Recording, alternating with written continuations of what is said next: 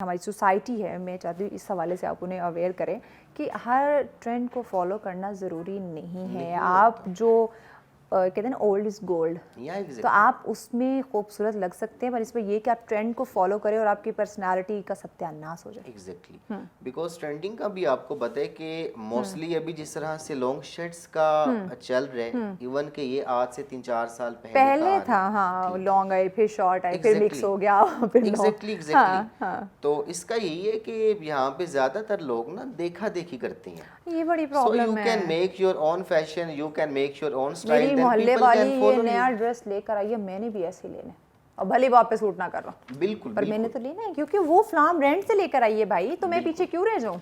बिल्कुल बिल्कुल, ये इसका हाँ। पाकिस्तान में हालांकि बहुत ज्यादा है, हाँ, बहुत बहुत। जबकि हाँ ऐसे नहीं होना चाहिए। हाँ।